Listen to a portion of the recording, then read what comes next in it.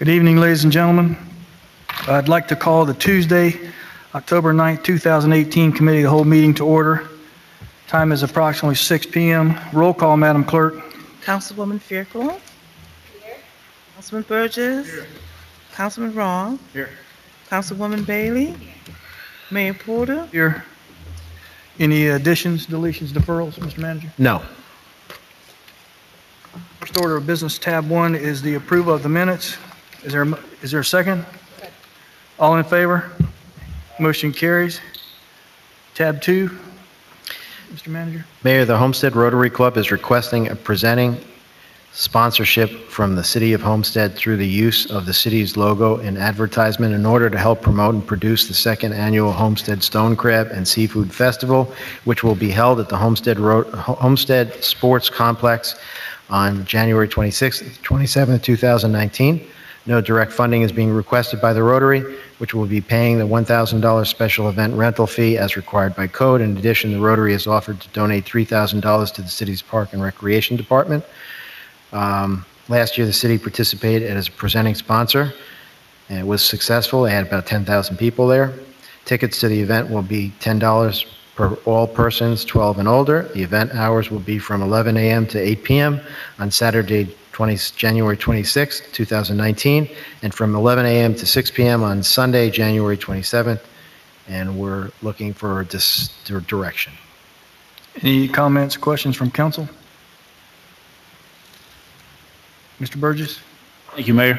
I know that last year they came to us at the last minute. We all had a lot of questions about the moving of this up here, but I think it was a success with the short amount of time that they were given to take the task on out there where they're at.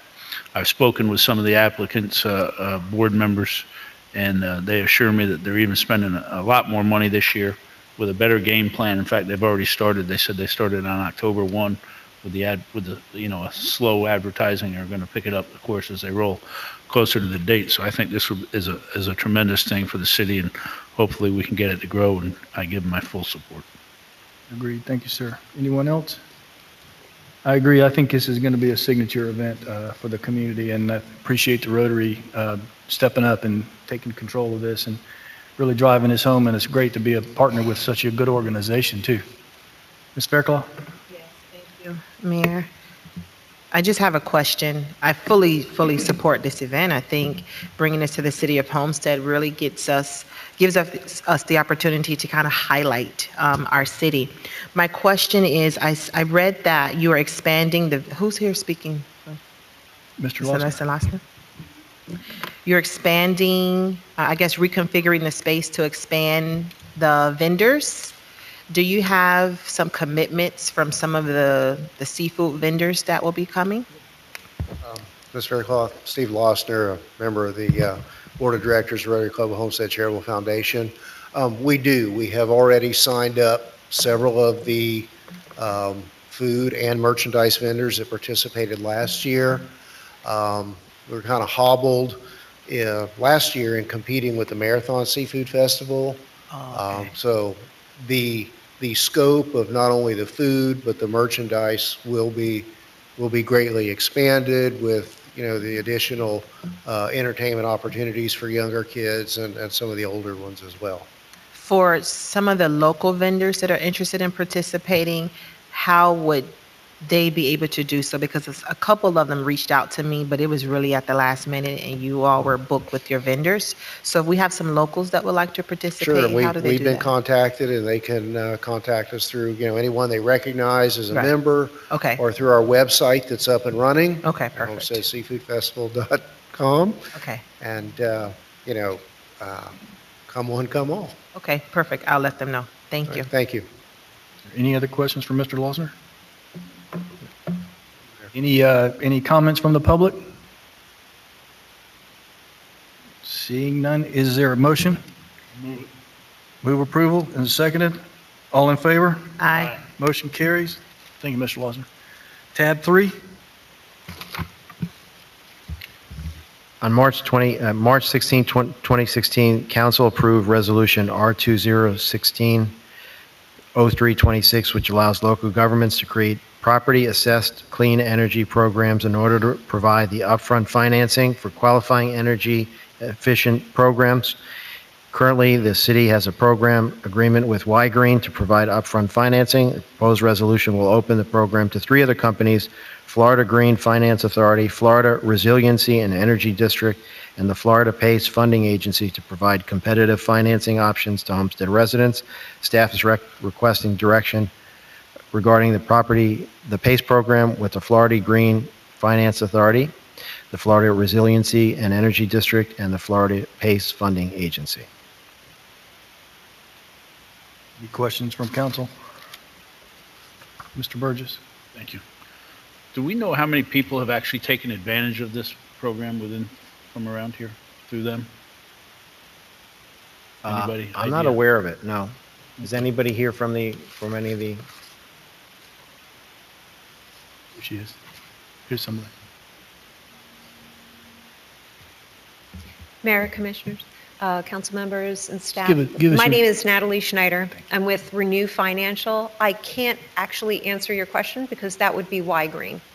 I'm here from one of the other providers, but just to let you know, we do work with Y-Green. We work with the other providers. I have another one of my colleagues here representing Renovate America. And statewide in Florida, it's over 22,000 projects that we've done so far, but unfortunately, I just can't respond to what Y-Green has at this point. We can call them. And No, that's fine. I was just wondering if we had any facts, but because, and I welcome this opportunity tonight in my eyes, because I have had people who have looked at it and thought that the pricing was rather high. So if we can give some sort of competitive pricing, I think we'll even have some more people possibly buy into the program and use it. So that was just kind of where I was going with my question. Thank you. I agree. Any other questions? Any comments from the public? You're welcome to come at this time. Is there a motion? Is there a second? Was there a second? Motion was made. Is there a second? Did you? I'm sorry, I didn't hear you, Joe. All in favor? Aye. Motion carries. Tab 4. Mayor, a new set of exhaust catalyst elements are required for engine number 19, the largest generator engine set at the Gordon IV power plant. During testing, it was found that the old elements were not performed as required to remove carbon monoxide from the exhaust gases. The EPA requires a 70% reduction of carbon monoxide from the exhaust gases, and this target is not being met. Staff recommends Mayor and Council approve the award LR 132450 to DCL America, the lowest responsive responsible vendor, in the amount of $32,820. Any questions or comments from council? Any comments from the public? Part needs to be required to be bought, correct? Is there a motion on tab 4? Is there a second? Moved and seconded, all in favor? Aye. Motion carries. Tab 5. Mayor, this is an award for full engineering, design, procurement, pre-assembly, testing, and delivery of a 138 kV, 13.2 kV transformer bay at the Renaissance substation located at the Park of Commerce. The addition to this bay will expand the capacity of the Renaissance electrical substation to accommodate future growth. This is part of CIP Project 0823. Staff recommends Mayor and Council approve the award of ITB 201835 to the lowest and most responsive bidder, DIS Tran Package Substations LLC, in the amount of $434,400. Question from council? Renaissance is on Redland? No? Park of Commerce, okay. Mayor, also wanted to mention that there is a 10% allocation there, $44,000, to cover swings and material pricing, as it's very difficult to get a firm price now for a construction 6 months out. The contingency allocation will not grant any entitlement to the contractor, but will simply enable the department and the city manager to process small change orders, if any, without incurring any delays. Okay, no comments from council, no questions from council, any comments from the public? Okay. Is there a motion on tab 5? Moved and seconded. All in favor? Motion carries. Tab 6. Mayor, the Farm Worker Association of Florida is requesting mayor and council authorize the city manager to approve a waiver of usage fees in the amount of $340 for the use of Harris Field Pavilion on February 17, 2019. Association is a nonprofit organization located in Florida City. They will host an informative community meeting to introduce the services they offer. They are expecting approximately 100 to 150 people, and the event will be free to all community members. Want to come forward and explain?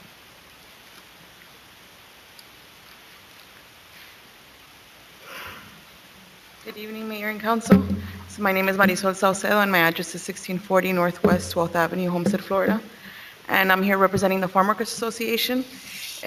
Our organization has been around in the state of Florida for over 30 years, and we have 5 different offices throughout the state of Florida. The one that's most south is the one we have in Florida City. And so basically, we have a local assembly every 4 years where we go over the bylaws of the organization and we go over the memberships. And so it's a free, last 4 years ago, we had it at FICO Williams. And so this year they have it booked, so we wanted to see if we can get it at Harris Field. And again, it's free to the community, and it's just an informative meeting.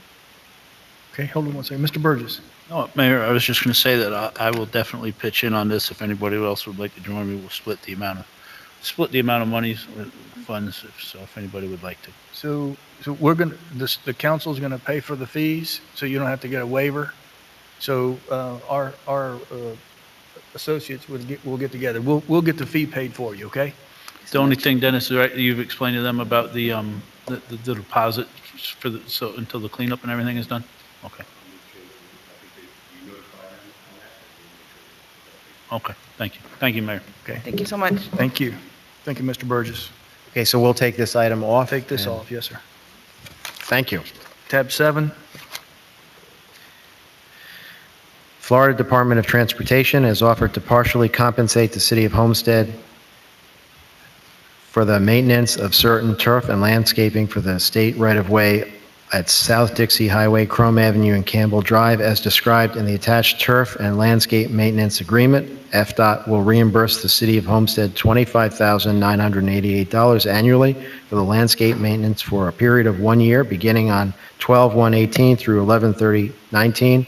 Agreement may be renewed 2 consecutive times. Staff recommends mayor and council approve the attached resolution to authorize the city manager to accept and execute the contract with Turf and Landscape Maintenance Department funded agreement between Florida Department of Transportation and the city of Homestead. FDOT will reimburse $25,988 annually to the city for the landscape off Chrome, US 1, and Campbell Drive.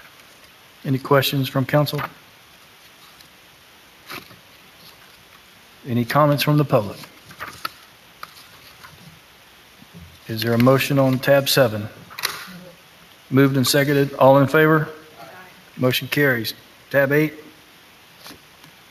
Homestead PAL has applied and received a grant from the Children's Trust of Miami-Dade County in the amount of $195,811. This funding will provide academic assistance, college preparation activities, college selections, scholarships, application, financial aid, etc., and social emotional learning activities that will prepare 60 enrollees from college and technical school admission after their high school graduation. Staff's recommendation, mayor and council approve the attached resolution authorizing the acceptance of the attached Children's Trust contract in order to provide college preparation programming for 60 youths through the Homestead Police Athletic League. Questions from council?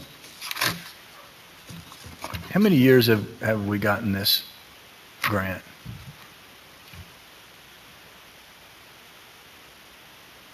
Good evening, Mayor and Council. Alicia Wiggins, Homestead PAL. This is our second contract. We provided the program for 2 summers previously. This will be our first cycle of the year-round program, so we'll be providing during the year and summer now. Okay. And this cycle is a 5-year funding cycle. 5 years. Okay, perfect. Thank you. Questions? Any questions from the public? Comments from the public? Is there a motion? Is there a second? All in favor? Motion carries. Tab 9. Mayor, the city has incurred approximately $10.4 million in disaster-related expenditures as a result of Hurricane Irma that made landfall on September 11, 2017. The city responded quickly and efficiently in providing protective measures, power restoration, and debris clearance to the city residents. The DP&O will assist the city in strategically managing the city's claim development and administration under both state and federal disaster programs, including not limited to FEMA public assistance. This assistance will be provided for the Hurricane Irma, as well as any future disaster, with the primary goal of obtaining FEMA funding assistance.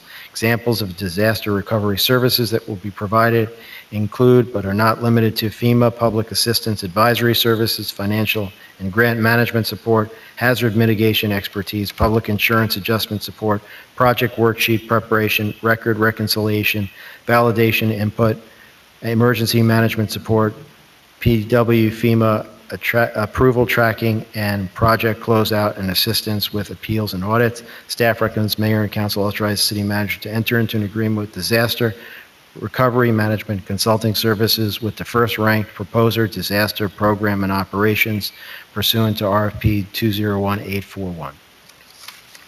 Any questions from council on tab 9? Any comments from the public? Disaster recovery. Is there a motion on tab 9? Is there a second? Moved and seconded. All in favor? Motion carries. Tab 10. Staff recommends mayor and council approve the attached resolution authorizing city manager to enter an agreement with Sunbelt Waste, Inc. for lease purchase of a 2011 DP Rapid Rail and with Autocar chassis side loader trash truck. This is a 1 to 2 year lease to purchase option agreement at $5,500 a month or $66,000 a year. If the city purchases the truck, 50% of the rental amount paid will be applied towards the purchase.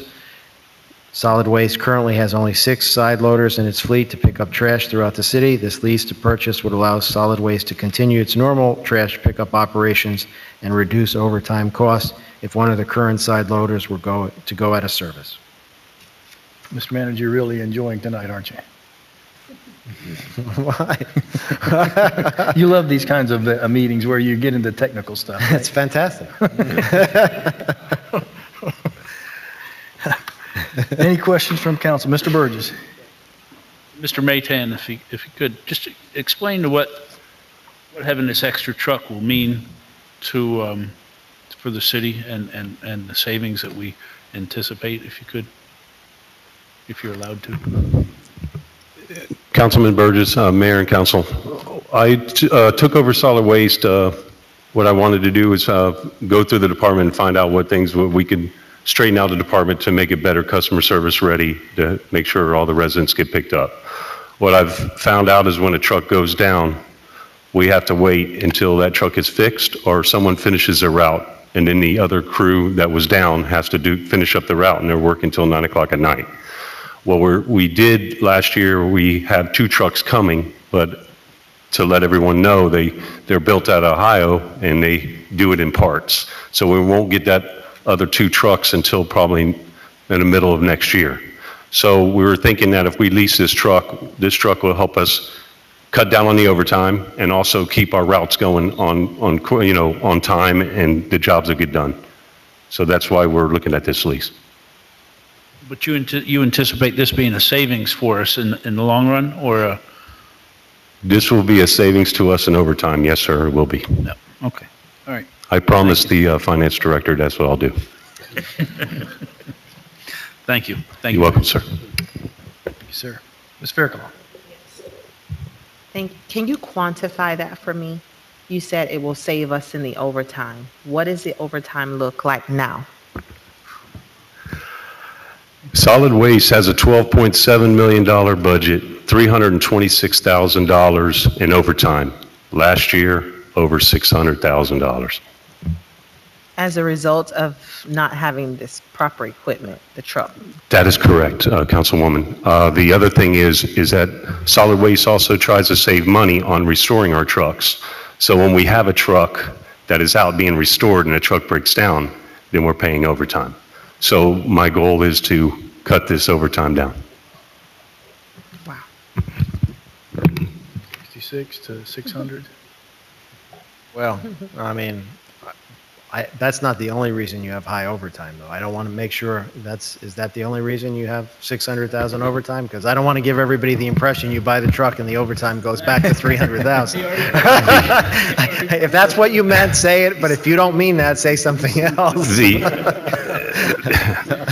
There's also another reason for, I mean, of course, just like anything else, workman's comps, call in, vacation. The other thing is solid waste also has a task force, which they have to follow. Right now, we're looking into that. But more or less what happens if someone finishes their route and we need them for another route, they check out and then check back in, and they work straight overtime. So that's another thing that we need to fix, which I'm looking into. So essentially, this is not going to eliminate the overtime, it's going to reduce it. It's going to reduce it, ma'am. Okay. The answer to the original question is we're not sure by how much. We'll reduce it. Yeah, But I'm going to try my best. right.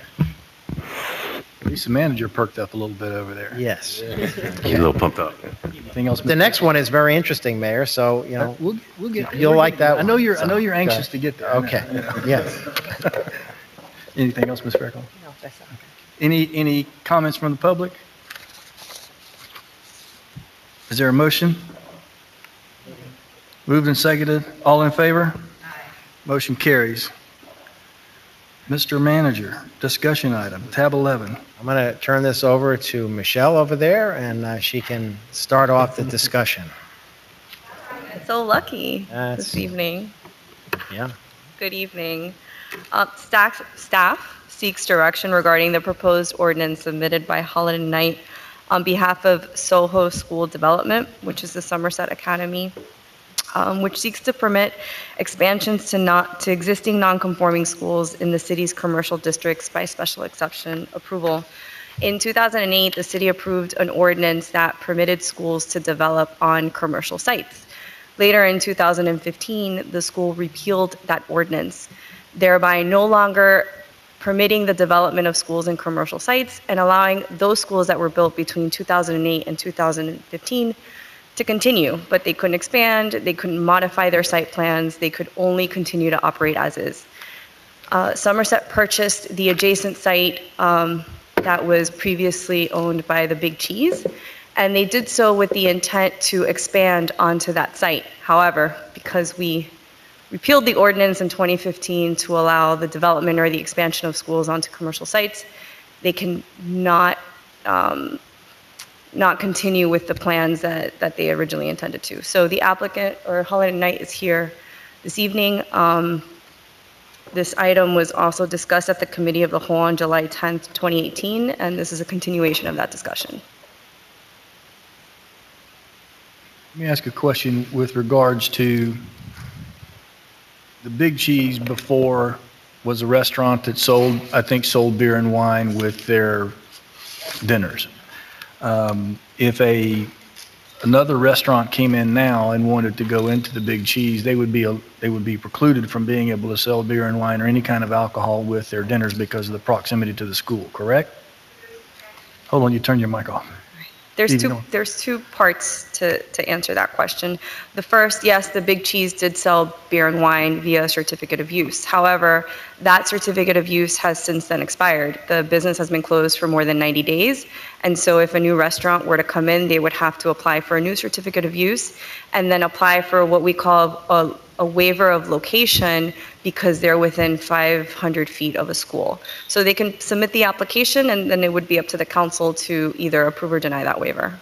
But that waiver could also be accompanied by resistance from the school because they wouldn't want that kind of activity around. So I'm making a comment that we've kind of like put the site in a position where it's kind of limited now because the school is there and it's going to take a precedent of what uses, the breadth of the uses that can go there, meaning what restaurant can or cannot serve a beer or wine with their meal.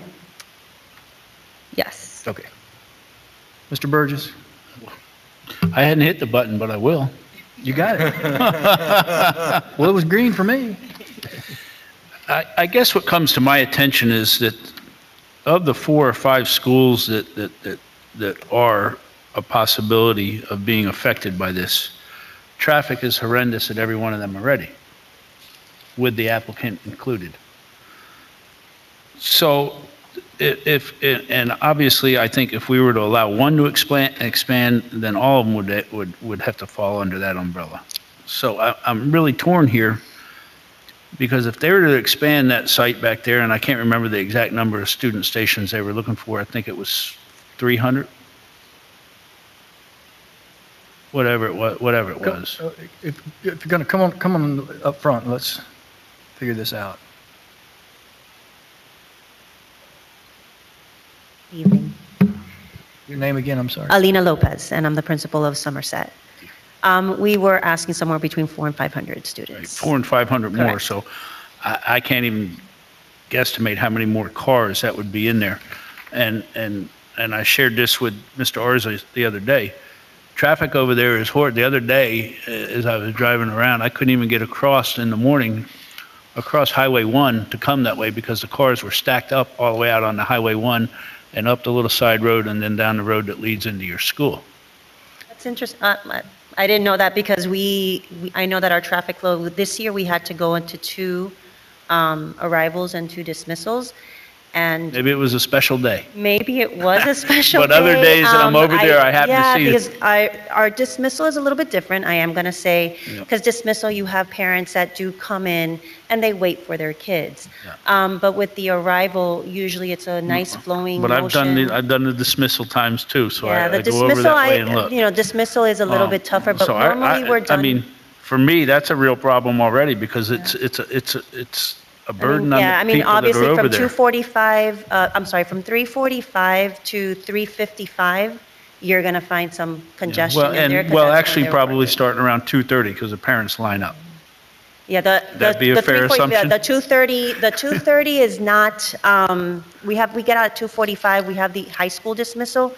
And for the most part, we really don't have many of our students dismissing during that time. They actually do wait. A lot of them have siblings, and they do wait for their brothers and sisters. Right, so they It's sit the there- they sit there 345. It's the continuously. 345 one. It's Correct, the so they're there for 345. over an hour. Yeah, Or from 45 3:30, minutes, safe so. to say, from about 3:30 to about 3:50, you're going to find. Anyway, I don't know, I stacking. think, Yeah. and I know that traffic was, and I'm not sure if you were there upon the opening of the school or not, but traffic was a big concern of myself and others during that time. And I Yeah, don't and that's think- why we've gone now to the 2 dismissal, like what our I still traffic think pattern there's- I says. still think there's some issues over there Yeah. that, for me to add 400 to 500 more stations I get it. would need some serious design work. Right. And that's, yeah, From obviously somebody. there would be another With a lot traffic of flow stacking within on that. their property. There would be a different traffic, another, traffic pattern. Obviously, we would have another return and, dismissal and arrival in that area. I know that we had discussed that issue, because traffic is always, for any school, traffic is an issue. And that would definitely be something that we would have to look at, as if this building is to be something that, would be approved, traffic would definitely be something to discuss. And I guess to the attorney, if we couldn't just allow them, we have to allow everybody that has this type of building, or school, I mean, if they were to come in and ask. They're going to come in and. If they were to come, Matt. they would have to come in and ask. Matt, talking to your mic. It would be hard for us to deny. They'll come somebody in else. for the special exception. You would evaluate each case. Because if you go down this list, there's only a couple schools on there that really don't have major traffic problems that are complained about on a regular basis around town. So Hugo Arza, 701 Brickell Avenue. So you've hit on an issue, Councilman, that I think is important to recognize. There's, whatever the existing conditions are today and whatever the traffic study and the traffic operations plan and the arrivals and dismissals, and there's always the ability to tweak and work with that from an enforcement standpoint, and we're happy to work with the city on that. I know that in the past, Alina has had to, work and it's a answer constant questions. struggle no matter what school you go to. Exactly, no matter what school. And you're a parent, I know, and I drop off my child at a school in the city of Miami every day, and I sit in traffic, and we all deal with that situation. The question you asked your city attorney, who answered it as I would expect accurately, was the point I wanted to make before, that we are seeking, almost in some respects, that avenue that by which someone can come, and obviously I'm doing it on Somerset's behalf, and ask for, but there would be a process by which, and your attorney mentioned it, so there's nothing, to answer I your question, understand the whole you process. you don't have to, and I don't want to put any ideas in your mind, but I had a 5-hour hearing at the county commission last week, and a charter school was, deferred and ultimately may not be approved. I mean, the point is every application is different. And so what we've been seeking for, probably a year now is simply, is there an avenue by which we could file that application? And then, to answer your question, now we've got a new site. Can we internalize the queuing more? Can we locate a building here and then say that we've got this drop-off area? Can we do all of that? Not hiding the ball. Obviously, that would come with additional student stations because unfortunately, no school can afford to buy a piece of land just for parking. It just doesn't work. I mean, land costs a certain amount that it wouldn't work. But we can't, in some respects, answer a lot of those questions as to what it can be in the future unless and until we get to the point where we can design something and propose it and your traffic folks can review it and your police staff and the police routinely would review something like that and say, well, so that's kind of the challenge here a little bit is whatever the future may bring, right now we can't even come before you. There's no avenue for us to come before you. To me, it's more about the public policy argument. We went into it the last time about the need and demand, the great school, and it's not the only great school in your city. You're fortunate and blessed, but it is a great school in your city.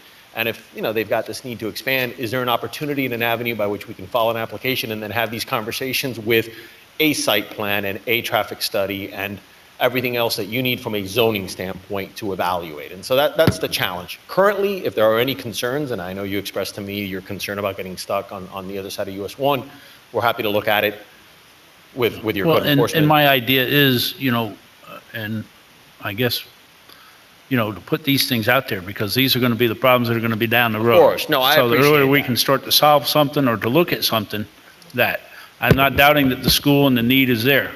I'm just looking at what the effects it has on the people on Highway 1 and the people that drive down that way. We just got okayed the other day. I guess it's okay to share. You sent out an email.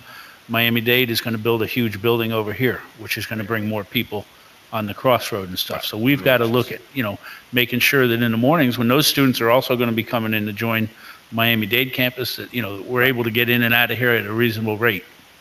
And we recognize that, but we're a little hamstrung at this point without hard data, without a site plan, without the routing internally, without a traffic review, without the county's traffic input. Well, I was hoping you had a napkin with some sort of drawing on there for me tonight. Well, we Or a haven't gotten to placemat. that point because it's hard to tell the architects to design something when they look at the code and say, well, we can't even put a school there. So we're just trying to get through that hurdle. I know you appreciate and understand that, and so I just, to answer your question, I don't think any application that comes before you in the future is one that you have to rubber stamp simply because you give a path for an application to be submitted.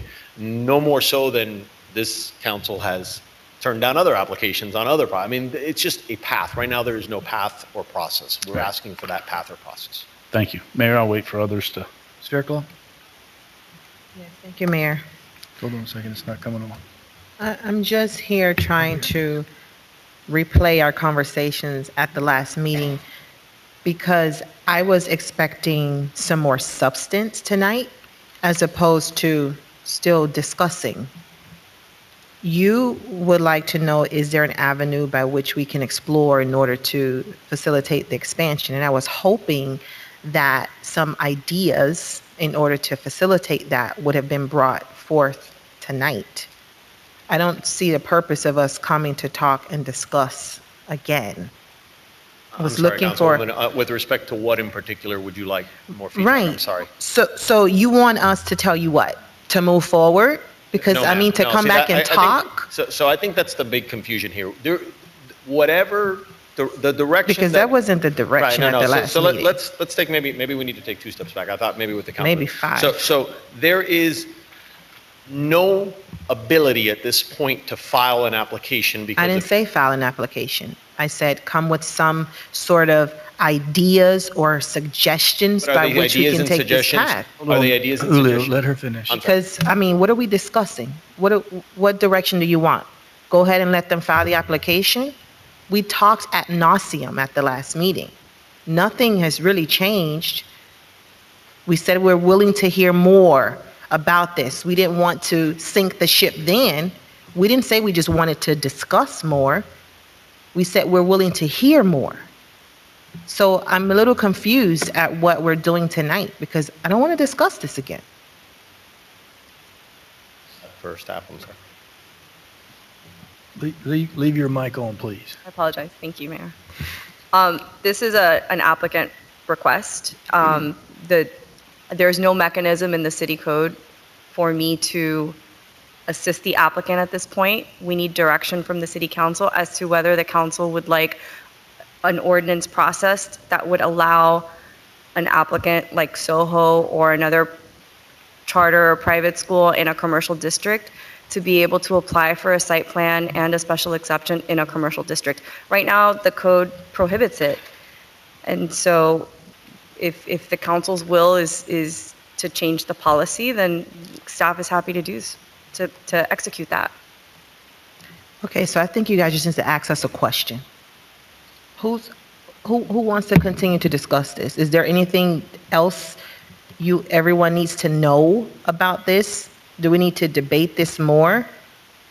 The agenda item is to discuss, but you need directions on whether or not they can move forward. So bearing no more discussion, I think we need to just give some direction.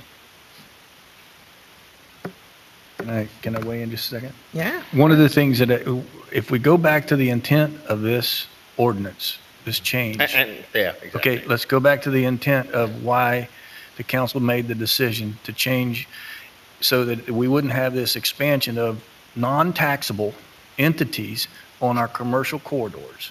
Because all of these non-taxable entities were taking up all of our revenue-generating commercial corridors. So we made a position, or took a position as a body, we wanted to stop that. Okay, so the question's really about, to me, is that. And that's why, from my point of view, was we've already basically, because the Big Cheese has been unused for plus 90 days, it's not got the exemption to be able to be a full service, in some people's opinion, of a restaurant with a beer and wine accommodation with the food. So it could only be minus those in its current state without some sort of a process. And if the school wanted to be opposing. It would allow, Mayor, if I may, it would allow any of the uses permitted in the B1 district. I know, which I include the understand, but it's restaurants. really it's a restaurant right now with a full kitchen, and it's set up to be a restaurant. Most likely, it's going to either be torn down or going to come back as a restaurant based on what it is. So again, I think that the concept is, and I think you're absolutely correct. Are we going to allow the proliferation of non-taxable schools on the commercial corridors at the expense of the revenue-generating portions of our city? That's what this started from. Correct me if I'm wrong, Mr. Manager. That's what this was about, correct? So now this applicant is saying, and the question was, did they buy it prior to the knowledge of that ordinance being changed? Did they buy it after the ordinance had been changed? Did they just buy it with the concept that let's just go and see what we can have happen?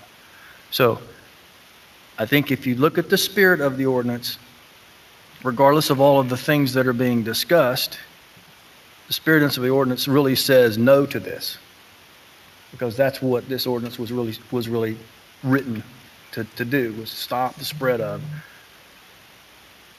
non-taxable entities in the commercial corridor. Yes, sir. I mean, we've had some conversations with them early on. I don't think there's any doubt that they knew that they didn't have any right to do this. I think they purchased the property in a speculative manner. They were also, in our preliminary discussions, we expressed some concerns we had about the original design of the building and about, what their next phase would look like and whether it would correct some of the issues.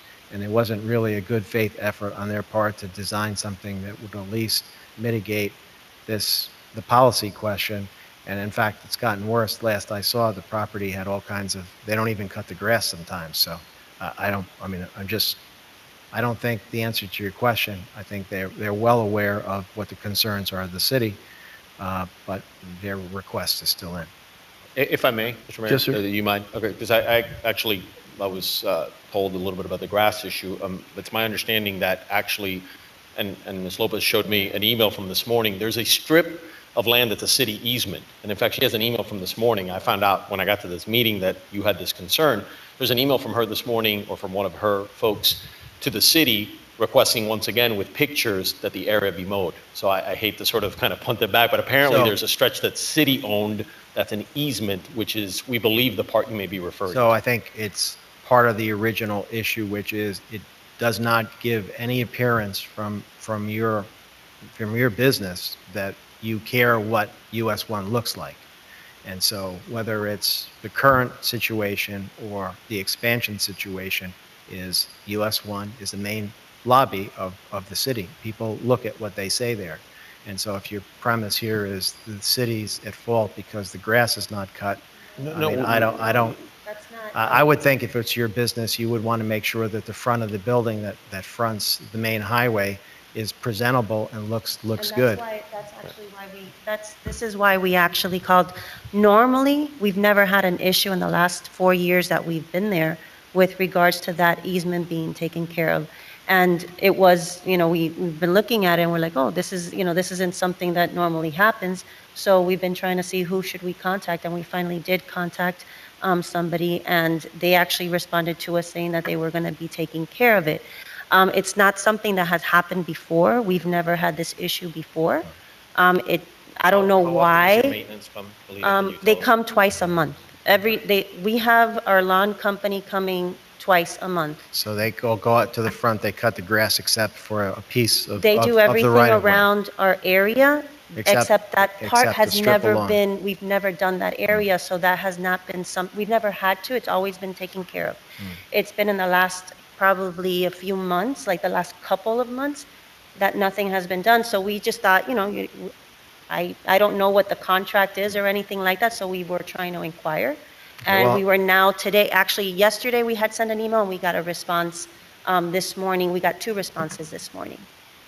So I mean, it's not that we just thought, we try to see, whoever it is taking care of it, we were trying to first see, okay, let's, this has never happened before. So your guy goes out there and he cuts up until an invisible boundary of grass, and you don't cut that. Well, part. we have it fenced in, so that part that's there, it's actually fenced in on the other side, but we do everything around the perimeter, and we do take care of exterior stuff that's all around up to the big cheese and that front area as well.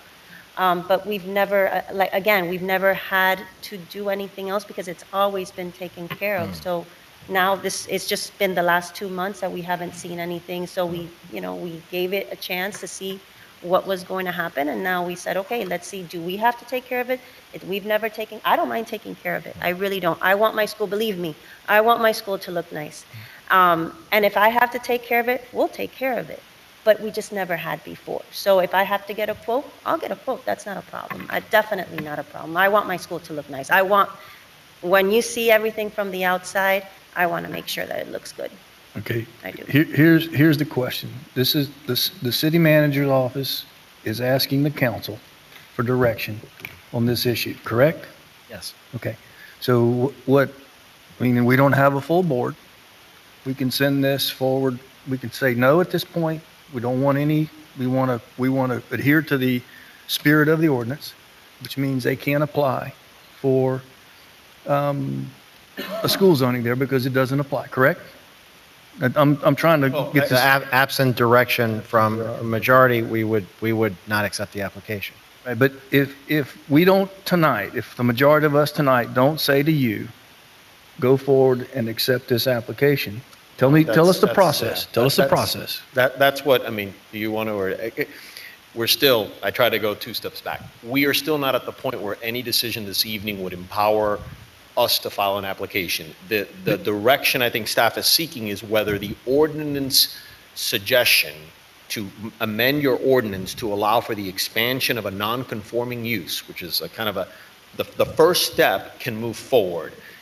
I think, I would venture to tell you that would simply allow you to perhaps not just take up what it says now, But I suspect that you could work with your city attorney, and we'd certainly work with your city attorney to say, well, if there's a will to consider moving forward, not that we can file an application, we may be 6 months away from even being able to file that application, but if there's a will to work on a change to the ordinance that today says no schools in the commercial area, to instead say you may expand an existing school to the non-conforming use, and then perhaps we can include some of the criteria and some of the considerations that we've included all here. But I think the problem now is that that item is not before you, that agenda item is not before you. So we are still sort of at that point where we're talking about a site plan that doesn't exist. We're talking about an ordinance that isn't before you yet. So that, I think that's the distinction. It's not an application we can file. I understand. Mr. Burgess. Thank you. 2 points. I agree with what my Councilwoman Fairclough brought up. I distinctly remember us asking you guys to bring some sort of ideas back to us to look at the next meeting. And maybe I've got Alzheimer's and I'm thinking of something else, but I'm pretty sure that I do recollect that same discussion. And then I've also got another point, and I know, and I'm pretty sure that there's some things out there, because the manager referenced that you've had meetings with them and you've seen some ideas or something. What happened was they came in initially, and what we suggested was, all we did was give them some advice on how to approach this issue before we would bring it to the council.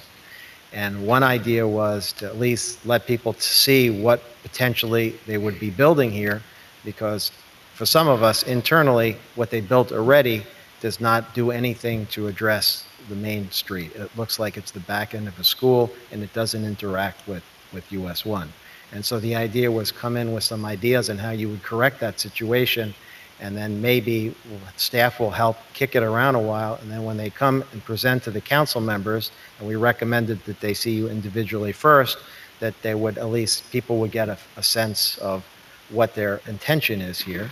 And then they came back with an architect to another meeting, and it was basically a big blank wall with, a painted logo on it, but it was the same condition. So my opinion at that point was, go see the council members, see what they say. If they like this idea, then they'll move it forward. If they don't, it's totally a policy question, and it's really, technically, it's not our business. If you guys decide to change the ordinance, you do.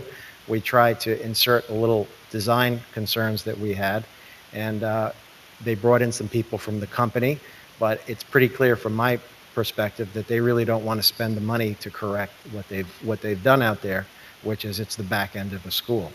And I get operationally some of the issues they have, but there are some things they could do to the current situation in order to make it look different than it does. So that's kind of the history of it. I'm not really sure what they presented to you when they've met with you, but I think they were pretty clear from staff's perspective what we were looking for, which was some recognition. And the reason I brought up the grass was not to be smart, but it just, for me, the grass issue was just part of the thing, is that they don't seem to care about the US 1 side of this at all, and that's the part that most people see. So in your opinion, you've had some sort of rendering at least presented to you in a meeting? Yes. So Yes. I don't understand why those renderings aren't here tonight. Then why did you bring them to the manager? Because I remember asking, so my opinion is tonight we deny this. Thank you. Ms. Fairclough? Yeah, thank you, Mayor. And this is nothing against you all, but something should have been brought to us tonight so that we can feel comfortable with moving forward. Because from that meeting until now, we've really gotten nowhere. I see this tab here, but outside of that, this really doesn't say much. So I know you can't move forward with an application, but be a little bit more proactive to bring something, put something in front of us I will to make advise us my feel client. comfortable.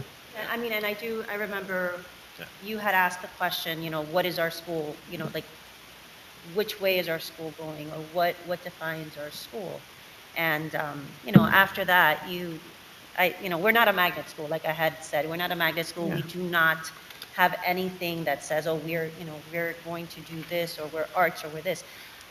But when you did mention that, I did go back and we did see, okay, let's go back and see what is it exactly that, which we do every year, but let's define a little bit more what our school is about. And we did, and we worked with our counselors throughout the summer to come up with, the tracks now that our kids are going to be choosing from based on what the way that we want our school to move forward, which is definitely a component in the arts. We did start a tourism and hospitality and tourism track we have a culinary school now, working with, hopefully next year we are going to add botany in it because we want them to be growing their own food, their own plants, and working with neighboring community, businesses, so like that we can try and get our kids out there as well and maybe eventually do internships.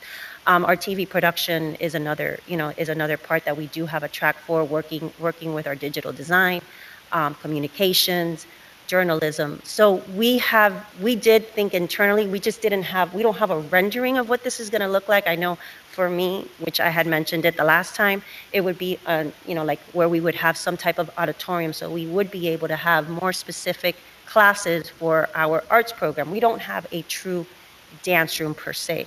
This would give us an opportunity to build a dance room for, our dance program. Same thing with an auditorium type or black box theater so that we can have the drama. Music doesn't have. So this would be more of an arts type facility. At least that's what, now, has it been drawn up that way? No, it hasn't. It hasn't been drawn up. Just to correct the record, if I may, is they brought their architect here, so their approach to this is to do it, this expansion, as cheaply as possible at the front of the building. And that was, the architect basically disagreed with my theory on that. And so, but they know what they're doing because we saw renderings. And so they don't agree with the theory. And so I would suggest, since you have some drawings, they've just asked you to present them and show them what your thinking is, because they can judge that, because they don't have to agree with the staff on this. They can render their own opinions, and if they like what you're doing, the best thing to do is for you to show it to them. Right, absolutely. If I may, Mr. Mayor, look, a couple of suggestions. Perhaps what we can do is the following. While I don't share the manager's sentiments about doing something as cheaply as possible, a lot has changed from when we met with the manager and the feedback we've now gotten from council. So I think there's two paths we can follow. I think that we can show renderings and a site plan that incorporates a lot of what the principal just talked about and what the building might encompass, that also helps perhaps support some of the programmatic needs that I know that are important to you, Councilwoman, and sort of the where does the school go and what is it attracting and what does it need to grow or expand. Secondly, I would ask you if on the programmatic needs, we might be able to come back to the education committee and talk to them a little bit, since those are all experts in the field. You can just talk to me. Okay. Well, I was trying to be more big picture, but then we'll just come talk to you about what that is, and then you all. I mean, as far as this item is concerned, do with it as you wish. I have no doubt that you guys will all meet as you always do. We'll show you those, and I'm sure that if you feel that it's a step in that right direction, any one of you can put an item back before a committee of the whole, or give directions to the manager and move it forward. We don't have to continue to waste the time here. I apologize. I tell you the truth, I did not understand it to mean that we were supposed to show up today with a full rendering. In fact, the mayor himself came to me before the meeting and said, hey, there's no presentation today if they have questions for you, but I know you're here. So I think there was a disconnect. I fully acknowledge it. I mean, you didn't think I had a presentation. Clearly, I didn't either. So the mayor didn't either. So we're happy to come back, but not to punt it or defer it to a date certain as far as the committee of the whole is, but simply to come see you on programmatic needs and then to meet with all of you. I'm happy to meet with all of you on programmatic needs. I know you're an educator, so certainly it would make sense, and I don't want to take anything away. Councilman Roth may have some great ideas programmatically, but certainly we will also meet with all of you with respect to the building, the feedback we've received, and we can show you what this building would look like if you then took the step to allow the ordinance to be changed, which ultimately might result in an application. We'll try and sort of put that first and bring it back to you all. I think that's what makes the most sense. And I apologize for the confusion again. I did not think that we were, nor did anyone think that we had a presentation to give tonight. I thought it was more for you all to provide feedback to staff, but that's my mistake. So, I'm glad you went back and had those reflective conversations with your staff in order to enhance the experience at your school. But the programmatic issue is secondary. Primary is the renderings, building, how can we arrive at the point where we feel comfortable with you submitting the application? So that's first and foremost. And then the programmatic area, they can come in after the fact. fair enough. But I would welcome the opportunity to meet with you to discuss the programmatic. We'll do them aspects of it. concurrently. It makes no Yeah, sense to, yeah, absolutely. I mean, it'll take a few weeks to do one, so we'll do both at the same Okay. time. And thank you. Fair enough. So, Mr. Roth? Mayor, I figured I'd get into the ring with everybody now. Just a couple of things that the aesthetics of the outside of the building has been a concern of mine for a long time. And, when you drive by US 1, I'm looking at an aerial picture of the properties now. You're coming by a park, and then you come by an institution, and it's what it looks like. It's an institution along US 1. And then you got the shut down building of the Big Cheese, which doesn't add any character in its current condition, today. And then somebody mentioned the grass. And I'm looking at the aerial picture of the lines that the county puts in as what would basically dictate whose property is what. And you fenced off, which looks like the entire easement. And I remember growing up, when my dad told me to cut the grass, I had to cut the grass that belonged to the city too, the easement. And by putting the fence line there, I could see where you would consider that not part of your property, but the aesthetics of it becoming overgrown doesn't do anybody any favors by letting it just overgrow. I mean, I would be responsible for cutting the grass. And even in the Big Cheese situation, they have that property there. They've got some grass that's fenced off that may appear to be not the responsibility of that property owner, but for the aesthetic purposes of it, I'm sure that when the Big Cheese was there and the Golden Corral before that, they cut that grass because they wanted the entrance of their property to look nice. And I kind of feel the same way as the manager does,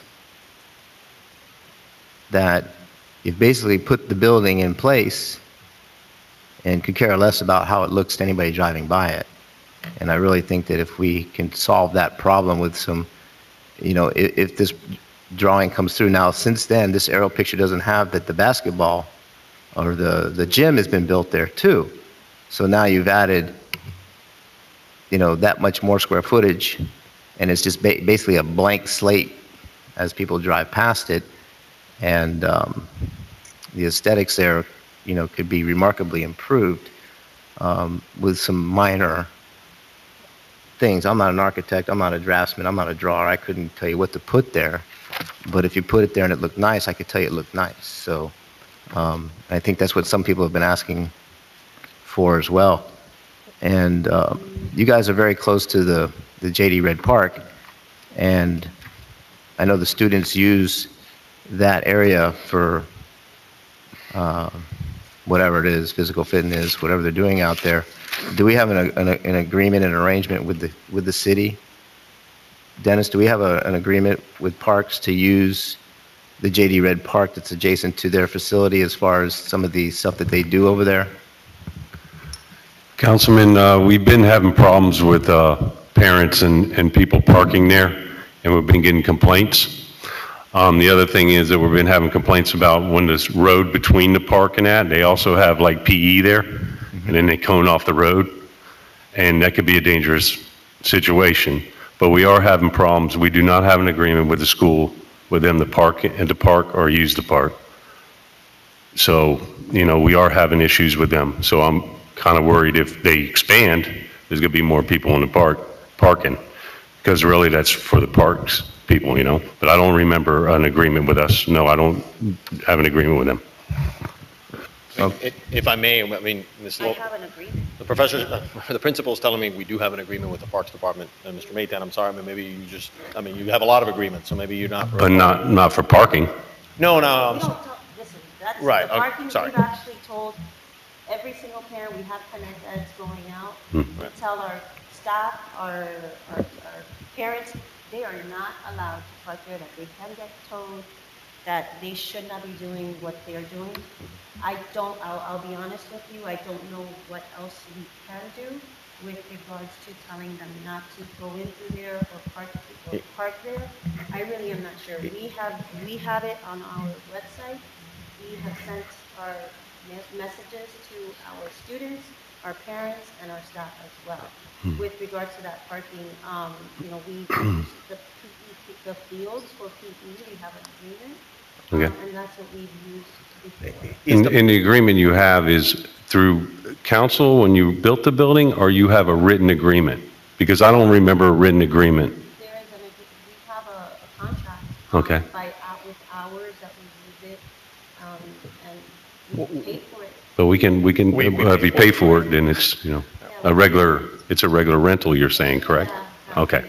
What time does That's the a park open? permit. What time does the park gate, the park gate that's closest to our site, what time is that? Is there a gate there? I apologize. Yes, sir. You have a gate on both sides. I mean, the only way I could solve it is close it and lock it. Well, I mean, I'm going to the point I'm going to, I doubt it's open in the morning that early, right? Is your park open at sunrise or? Yes, sir. And then what happens is that SOS is always, not SOS, I'm sorry, but the Explorer building is there, and then the police are notifying me So it is that open in there's the a lot of parents parking there. All right. So look, we obviously, to the extent that a more robust enforcement action, we can show you as we meet with you what we put on the website, the communications with parents and the like.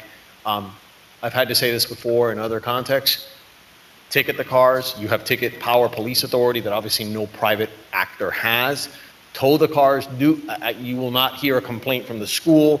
Oh, our parents' car got towed. You do that twice, nobody will do it ever again. It's a sad lesson. People will learn it. I know it's your question, Councilman Roth. And so we're doing the best we can. We actually appreciate the help. If you guys can give us help with that, that's great. We'll support that action. We don't want people parking there. We'd rather, it actually interrupts the queue because then cars go forward. It actually makes it more of a traffic issue. Bring it back to the discussion. Well, I think it was Councilman Roth's I know, but I'm saying question, let's try to. No, I appreciate that, but it was close this Councilman out Roth's because question. it's not going anywhere. So. Right. Well, I offered what I have, Mr. Mayor. So and I think it was the councilman. I still need some clarification, Dennis. Do we have some kind of an agreement for them to use JD Red Park at all? I'd have to see the agreement, Councilman, but what she's telling me, that she's renting it, so that's a permit through the Parks Department, meaning that just like you or any of the council members come in and rent a park, you get a permit. So I don't remember. I mean, I know I have a lot of agreements that I deal with for the city, but I don't remember for them. Okay. For the way she's saying that she's telling me that she rents it, that means that's just a parks permit. That if you rent a field or anything, it's just a standard anybody that lives in the city gets. Okay, thank you, Mayor, that's all. That's all. Okay. I think we're all clear. Everybody's clear? You're clear, Mr. Manager? Yeah, I think this was good for Mr. Arza to see, because I think it's not Mr. Arza, I think it's his client, and I don't think his client understands or gets it, and I think this might be a good message for them to hear. Thank you. Okay. All right, thank you. Thank you. We're going to go to item 12. Another discussion. We could be here all night. Now, Mr. Burgess, did you? 12, whenever you're ready. We've been bantering this around. We all recognize from the last meeting the problems of the inability to get a quorum and so this is a discussion, open discussion about what our options are. And I know the staff has done some options for us as well. So I'll start with you, Mr. Burgess. You're up, sir. Thank you, Mayor. No, I brought this forward under my business there at the council meeting, and I appreciate everybody moving it forward to tonight so that we can help the city move forward. Two things that I would maybe like to see is that if a quorum is not met twice, then the items would move directly over to us and not be held up for 3 or 4 months at a time.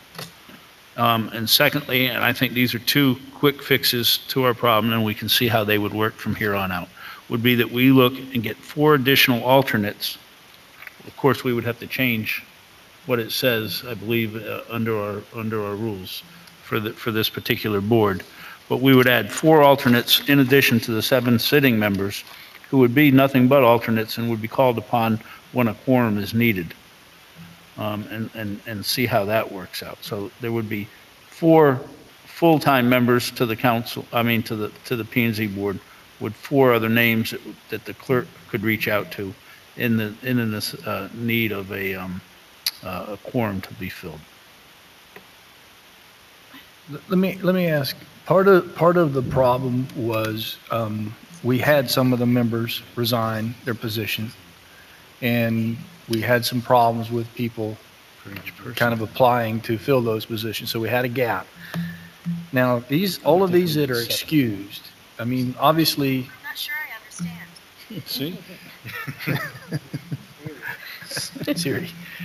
Obviously, these excused absences, there's nothing you can do about it because somebody called ahead of time, said they've got a problem and they can't make the meeting. So that's, I see a lot of excused and I see a lot of present, but is the alternate the way to go? I mean, because, I mean, I don't know what I don't know that there's a problem if we could get committed people to do it, and that was the concept of the $50, because there's skin in the game for them, and it was that way at one time. It was that way at one time. I know in speaking with the vice chairman, he's like $50 doesn't, that doesn't even make it worth my while really to worry about it. I mean, he's there because he wants to be, and he went through some personal times with a death in the family, so he's got excused absences, but he said that doesn't it. We need to find people that want to be there and that can be there. And the thought of moving it to the morning doesn't help anybody because everybody works. The evenings, are what they are. And that's where we run into, I think, is that somebody could say they're coming and still get stuck on the turnpike for 3 hours trying to get home. And had all intentions of being down here by 5:30 or 5 o'clock, whatever their start time is. But, so I think, but if they were to call and say, hey, I'm not going to make it, I'm an hour out, but I'm not going to be there with traffic, perhaps if we had a small pool of people that we could reach out to. Matt, to the question of if there's lack of a quorum for 2 meetings, having the items moving forward, does that require, because again, we're having a problem board-wise across the city. You talk about Rotary Club, you talk about Kiwanis, you talk about all of our boards. People are really not as heavily engaged as they previously were. So we can't necessarily beat them into submission. So we're going to have to find some way to get the process to continue. So if the $50 is not an incentive, fine, that's off the table. If the main goal is to keep the process going. So about the 2 meeting lack of a quorum, talk to us about that. Well, I think ultimately, any of these changes is going to require a code amendment.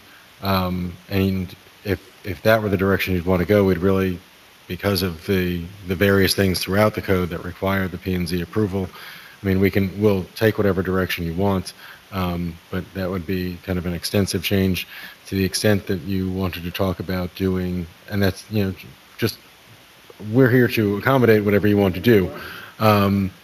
With respect to the alternates, what I've typically seen with committees where you're having quorum problems is an instance where each defined person had an alternate.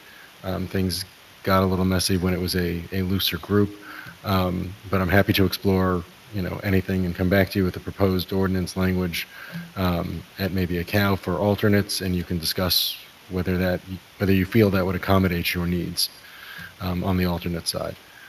This is really up to you. Michelle deals with the P&Z a little bit more often as to what the particular problems are with attendance. I think she might be able to speak to a little bit better than I would. Let me get Mr. Roth too before we go. Mr. Roth. Thank you, Mayor. Yeah, I was, thinking about this too, and I love the alternative, the alternate, not juror, but member to the board. We are far down south. Transportation issues of getting out of Miami and down into here is a big concern. And I also like the 2-month or the 2-meeting thing. But if we're going to explore an applicant missing the ability to be in front of P&Z for 2 months, why can't we narrow that down to 1 meeting, that they're not delayed 3 months? Because they're going to miss one, get rescheduled, miss another one, and potentially maybe miss another one. And we can stop and short circuit that process with it being, if there's no quorum, it will come to us the next month. How do other cities handle P&Z?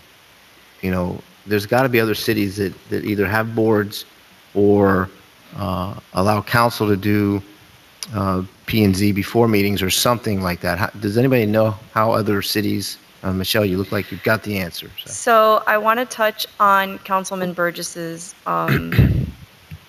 first suggestion, and which the mayor also discussed, and that is, if we didn't have quorum for X amount of meetings, could items proceed to the city council? With the exception of comprehensive plan amendments and future land use map amendments, the answer is yes. Florida statutes requires that comp plan amendments and flume amendments be reviewed by the LPA prior to the approving body. So those are the only 2 applications that would be precluded after a code amendment is processed to deal with the others. As far as what other cities do, so for example, cities like Doral and Palmetto Bay, the city council sits as the LPA. So there is essentially no planning and zoning board. They handle their land development items like Councilman Roth just described. They review the items prior to the council meeting where they're holding an LPA, and then they adjourn that meeting and then move forward to their council meeting and then vote on the items. Some cities like Pinecrest only have the planning and zoning board review specific applications, comp plan amendments, future land use map amendments, variances, for example. So different cities deal with the issue in different ways. Other cities, like Matt described, do have alternates. So it's just however this body would like to move forward with the policy. Yeah, so I like the fact that independent board sees it before we see it. Mm-hmm. And I'd like to keep it in that kind of a game plan. So then we only have a few other options to consider. And I just think that we need to work on what the perception of doing business with the city of Homestead is all about out there. And, it doesn't look good when you can't get a quorum for 3 months. So we have to figure it out together. So I'll leave it at that for now, Mr. Mayor, and listen to the rest of the conversation. Mr. Burgess? No, and I'm open to whatever, 1 meeting, 2 meetings, whatever, whatever number of people are comfortable with. So I just wanted to put, I'm not set on 2 months. I just thought that, I'm trying to bring something. I brought this idea up, so I was trying to bring a couple things I thought that could be some quick fixes that may help us move down the road to having a quorum and have everything, move along smoother for the city and its applicants and its residents. Well, we're missing one. Correct. We're We missing have one. 6 appointed members. We've got a good applicant that I'm going to probably bring to us for discussion this month. So that'll give us a full board. But the issue too at hand is you've got a room full of attorneys, our own city staff. We set the room up. There's a lot of expense that goes into setting these meetings up to, at the 11th hour, have everybody show up except the board. So, I think I agree with kind of where we're going. Let's make a minor change to this. Maybe it's more, maybe we all keep our eyes a little bit better on it and find out, the excused absences. I mean, what's the difference between unexcused and excused? They're still not there. okay? At the end of the day, we need them there. And if they're not there, we need to know, we need to be made aware of it so we can do something about it. If it's the mayor's responsibility to take them off the board, then you let the mayor and the council know that they have to come, that they need to be replaced. And I think we just, this is one of these things that it hasn't had eyes on it for reasons, whatever the reasons are. We've been busy with a lot of things, but having this packet show up in our desk last week, all eyes are on it now. And we've got to, I think we all want the board to be in place. We want that board between us and the process. If it's the alternates, maybe we don't need 4, maybe we need 2. Maybe there's some reasonable number that gives us that, because when you lose quorum, you're probably missing quorum by 1. You're not missing by 5. You're missing by 1. So if you had 2 alternates, those alternates would probably be able to fill that slot. And if we put the word out to these members that, okay, we're watching and we need people that are committed. If you're not committed, just say so. It's not a penalty. But if you can't commit to this, then you need to let us know so we can replace you. And I think that's where we are. But I think, John, if you want to talk about, get some information back on the alternatives, the alternates, we'd definitely bring that back. Yeah, it just gives us a bigger pool to help us as we move forward. And I noticed that, if I could, Mayor, I know we sent a letter out. Have we received any responses back on the letters that was sent out? Didn't we send I think Mr. Cordino sent one on October 1st to each, or the planning department did? Letters were sent out last week. We've heard back from 3 members out of the 6 that currently sit, and they have all expressed their continued commitment to sit on the board. Okay. We have a planning and zoning meeting tomorrow night, and we will discuss it under business from development services as a follow-up to the to the memo that was sent to them last week. Yeah, and I'm fine with 2. I mean, I just put some numbers out there tonight to get the discussion started and see wherever we needed to go. If it's 2, then 2 is fine. But I think that I thought that would be a helpful start, somewhere to start and see if that gets the things moving and keeps them moving and makes it, a little easier for everybody. And that's the goal. Ms. Fairclough? Yes, thank you, Mayor. Just very briefly, I think in addition to being more vigilant and aware of what is going on with planning and zoning, I think we need to take action as a result of this, and I would like to recommend that we move forward with 2 alternates. 2 alternates, yes. Any opposition to bringing back 2 alternates? Okay, anything else? No. Ms. Bailey?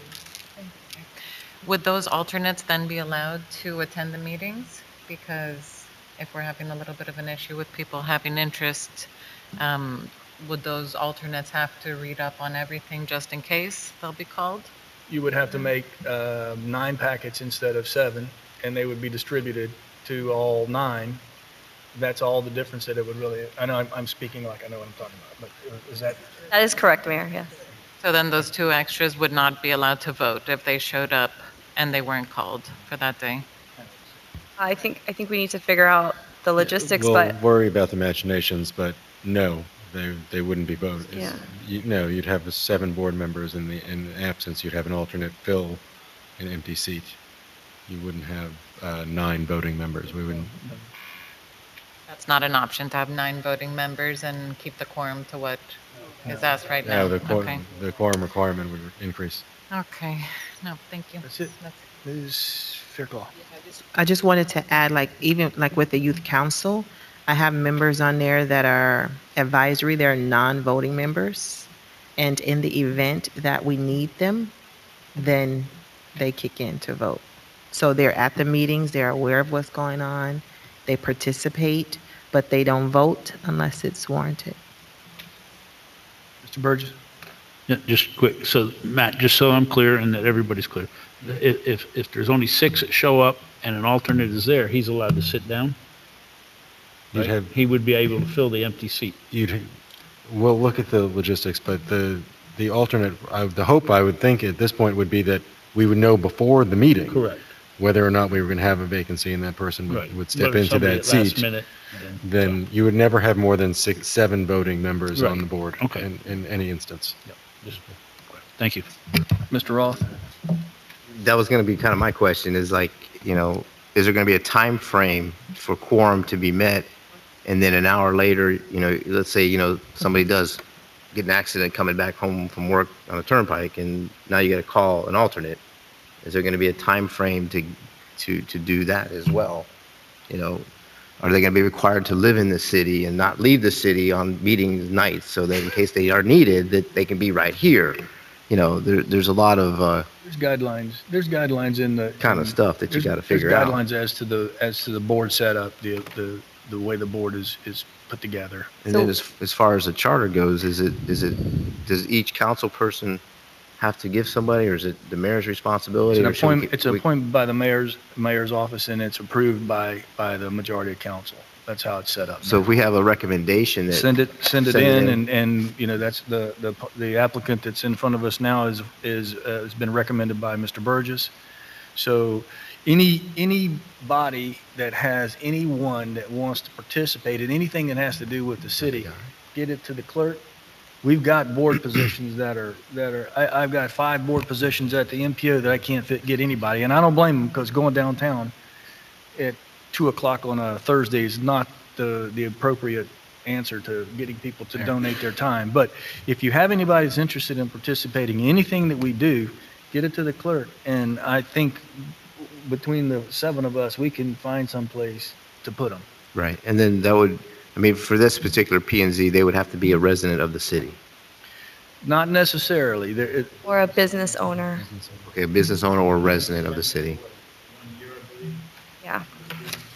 There's guidelines there, and really it goes into more detail. It would be nice to have an attorney. It would be nice to have a contractor. It would be nice, so it looks into a broader scope of just having residents that don't know anything, or they try to get trades people that have some skill set. Now, we can't find them all the time. Right, no, I agree. In the perfect world, that would be like what we would like to have, is somebody that can articulate a position from different aspects of thought process. So, Mayor, as you're recruiting for members, it would be helpful if you have a philosophy in terms of the alternate. The board I've worked with that had an alternate planning board, the alternates acted like they were going there to vote. So they have to prepare for every meeting. Correct. They would be there. 100%. They wouldn't just be on call so that when the staff finds out somebody's not. So it would be the same commitment that you're asking for. They're not just like reserves that sit on the side until somebody's absent.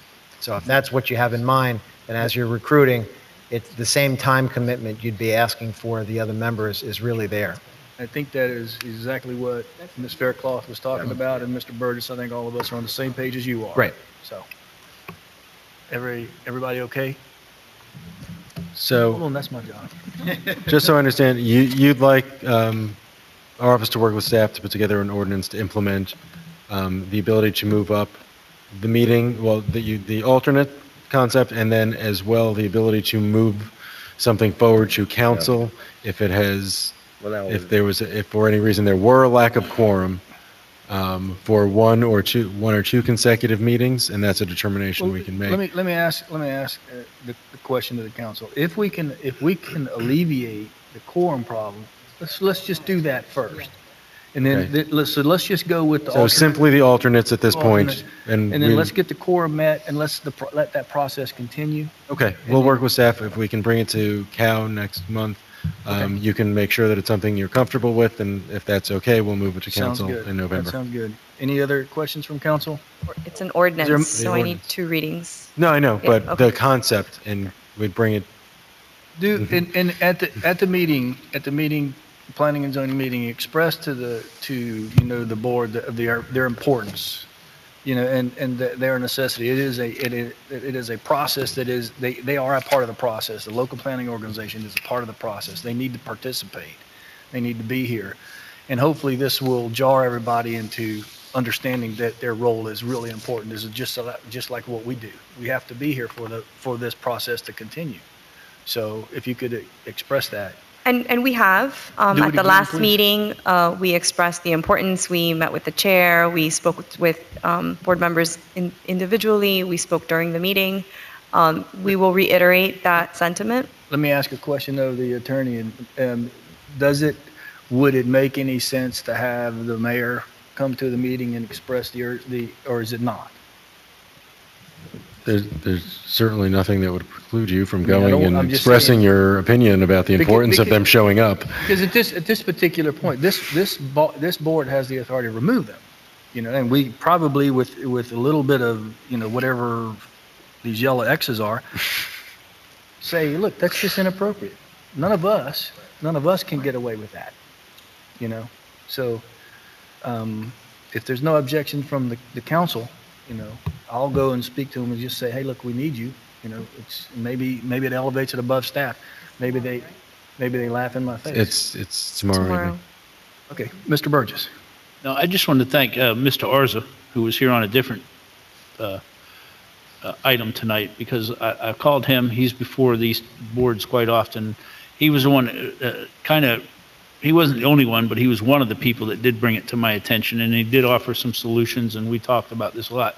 So I just want to tell him thank you as he shared what other communities and the county and some other people do. So I know we weren't very nice to him earlier, so I figured I better give him, Yeah, I was gonna say, give him fluff his pillow a little bit. Punch him in the face and then be nice to him. Is there a motion to adjourn? Is there a second?